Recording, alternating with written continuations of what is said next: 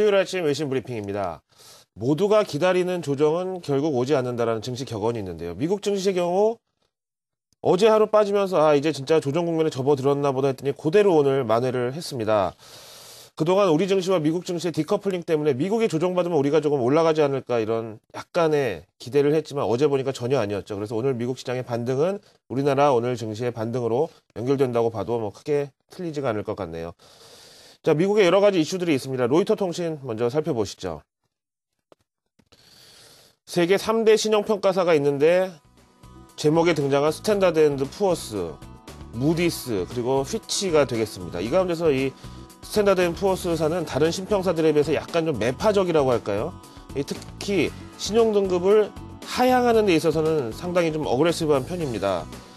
근데 이제 미국 정부는 지난 서브프라임 모기지 사태 때 MBS라고 하는 Mortgage Backed Security, 이 모기지 담보부 증권이 완전히 부실화돼서 사고가 터지기 직전까지 여기에 대해서 이 스탠다드 앤 푸어스사는 트리플 A 신용등급을 그대로 부여해놓고 전혀 수정을 하지 않았던 이런 책임을 물어서 50억 달러의 손배소를 제기했습니다.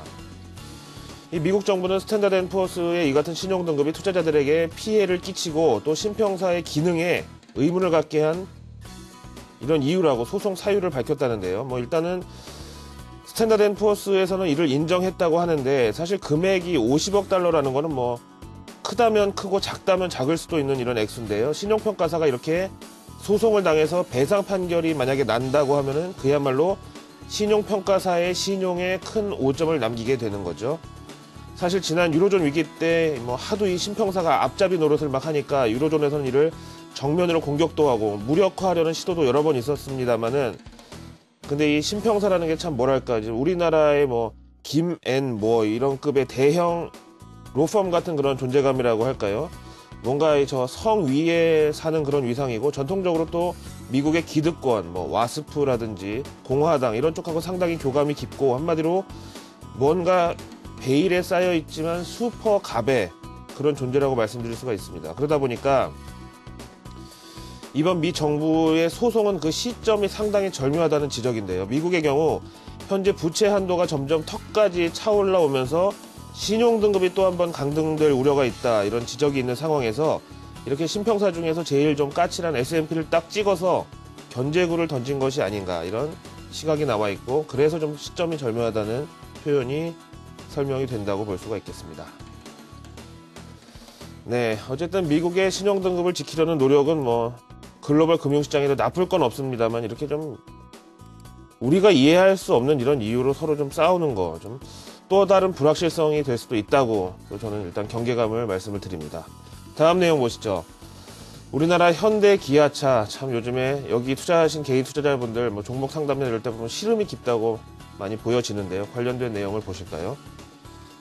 한때 이게 다 누구누구 때문이다 이런 표현이 많았었는데 지금 우리나라 자동차주의 부진은 한마디로 이 엔저, 일본차 때문 이렇게 풀이가 가능합니다. LA타임즈인데요. 한때 서양 외신들의 이 자동차 섹션에는 심심하면 진짜 현다이, 키아 이런 제목이 올라왔었는데 요즘은 다시 일본 차들이 헤드라인을 장식하고 있는 그런 현상이 조금 씁쓸합니다. 재작년이었나요? 미국에서 급발진과 브레이크 고장으로 일가족 사망사고라는 이 엄청 큰 사건이 터진 이후에 토요타 사장이 미국에 가서 거의 무릎 꿇다시피 사죄하고 이런 일이 있었는데요. 그 이후로 토요타는 환골 탈퇴 내지는 분골 쇄신 이런 노력을 거듭했고 여기다가 엔화 약세로 인한 가격 경쟁력까지 중무장한 끝에 결국 지난 4분기 미국 내 토요타 자동차 판매가 전년 동기 대비 23% 급증한 10억 9천만 달러의 판매고를 올렸다는군요. 근데 약간의 이 불편한 진실이라고 할 것 같으면은 관세라는 이런 핸디를 적용하지 않으면은 토요타 캠리하고 우리나라 소나타하고 비슷한 가격대고 사실상 경쟁 차종인데요. 타보면은 솔직히 이 토요타 캠리가 완성도나 모든 면에서 수준이 약간 더 높습니다. 물론 우리나라 차 예전보다는 좋아졌다고는 하지만 그래도 아직 미국 시장에서 이 저가 메리트를 더해야 사실 경쟁력이 있는데 일본이 엔저로 저렇게 미국 시장에서 가격을 다운시키니까 현대차, 기아차는 조금 매출 손실이 있을 수밖에 없다는 거죠. 그래서 이번 기회를 삼아서 한 번 더 도약하는 계기가 되면은 다시 한번 빛날 수 있는 게 또 자동차주다 이렇게 말씀드리겠습니다. 기아의 경우 뭐 K5, K7, K3까지 나왔는데 이제는 뭐 2468로 나갈지 어떨지 한번 좀 지켜봐야 되겠죠. 다음 이제 시장 얘기로 마무리를 좀 지어보겠습니다. 월스트리트 저널 보시겠는데요. 사실 미국 증시와 우리 증시를 함께 얘기하는 데 있어서 조금 거리감이 있는 건 사실입니다. 하지만 제목에 보시는 대로 흙 속의 진주라는 표현은 보통 뭔가 좀 지저분하고 그런 환경에서도 독보적으로 빛나는 이런 대상을 얘기할 때 쓰는 표현인데요. 글로벌 투자 자산은 지금 그야말로 밀물이잖아요. 돈이 막 몰려 들어와 있는데 과연 이 가운데서 가장 좋은 기회는 또 그래도 결국 주식이더라. 그래서 제목에 보시는 대로 저런 표현이 등장을 했습니다.